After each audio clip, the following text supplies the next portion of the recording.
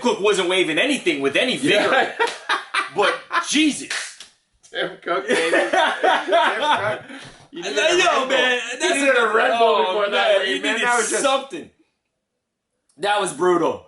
And to further outline it, that's the problem. Yes, with I agree. F1 in America.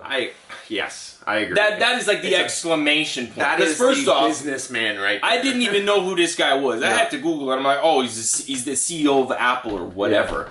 Yeah. And I'm thinking to myself, you got all these celebrities. Shaq is there. Yeah. Brad Pitt is there. Like there's so many people that could wave the flag with enthusiasm. Yeah, that would want to be there. Yes, and you got this doofy dude who literally probably has never watched a race, doesn't know anybody's name, doesn't know nothing. Yep. And this further outlines the issue with America. Yep. The fans love it, huge grandstand, a lot of money at play, but when there's the opportunity for the marketing and the branding, they get it all wrong. Yeah. Tim Cook was an example. Brad Pitt the pit walk, but doing the pit walk with Brundle, just disrespecting Brundle. It's like, dude, you're on the grid, and he's asking to speak with you. What do you think you're here to do? Yeah. What do you think? And you're executive producing an F1 movie. Yeah. Yo, you have to talk to the guy who's going to ask you questions about F1. Yep. Last year with Megan Thee Stallion, it's like her security brushed them off. And it's like, get off the grid. And this is where they get it wrong.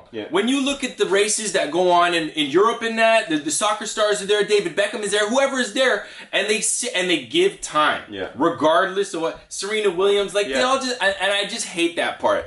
Totally derailed the conversation. No, but it's true. But it is a conversation. The celebrities, you either understand you're there to talk about F1 and do your part to build the profile of the sport, or don't be there. Exactly. And F1 needs to send the memo out too. Yeah. You can't have people disrespecting the broadcasters and the commentators because they play a massive part in your global growth and compensation for the sport. I totally agree. And the thing is, it's like, even F1, when all of this stuff was happening with Megan Thee Stallion and all that, they're like, oh yeah, we're going to do something about it. Did anything happen? No. Same thing happened. They're going to put implements that if you're on the grid, you have to talk to the media. Okay, then where's that implement? How come Brad Pitt was brushing off Brundle? Yeah, exactly. There is nothing. That's the problem. Exactly like you said. That's the problem with this Liberty taking over F1. It's all about the money. They don't care about the sport, I feel. It's all about how much money they can bring in. And when they start doing stuff like this, it annoys. It's actually a meme central for us when we're looking at pit walks, because every time something happens, like every weekend, there's something that happens with some celebrity that brushes off Blundell like he's nothing.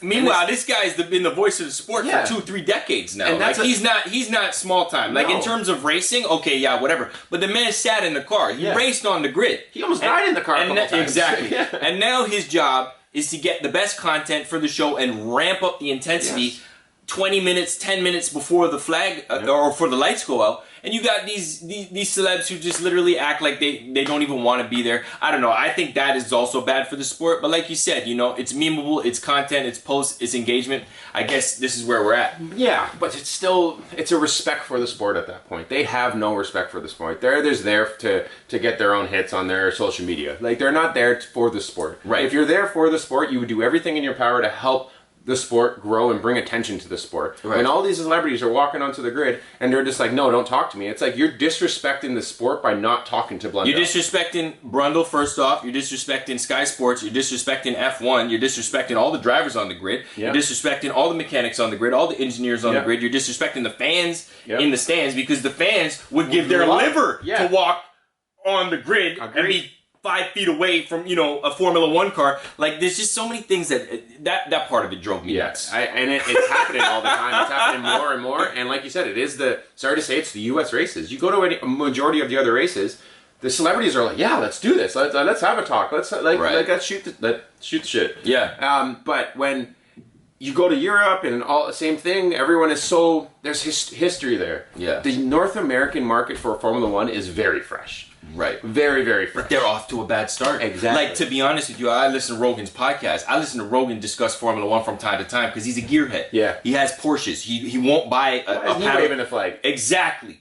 And he's in Austin. Yeah. He's in Austin. He's one of the biggest I don't know if it's the biggest celebrity or whatever, but in terms of new age media with the podcast, everybody knows who Joe Rogan is. Yes, and he would have been perfect to wave the flag in Austin, Texas, where he lives. Yep. At a Formula One race because he's a gearhead. Yeah. And chances are, if he was walking down, he would have been a guy to love to have a conversation with him about everything. And that's the kind of guys we need on. That's the kind of celebrity profile. I was so disappointed with Brad Pitt because now I'm like, you're gonna executive produce a Formula One movie. Yep. And you don't have time to speak to Martin Brundle? Yep. I know. It's disrespect. At that point, you're there to bring yourself up. You're not there for the sport. You're not there for anything else. You are there to promote this movie you're supposed to be doing, but you won't even talk to media about it. Like Brundle, you could when the thing dropped, you could have made a phone call over to Sky Sports, sat down with Brundle, do the promo, and get that thing moving over in the UK. But now you think he want to talk to you? No. Just because you're Brad Pitt, you have zero credibility in motorsport.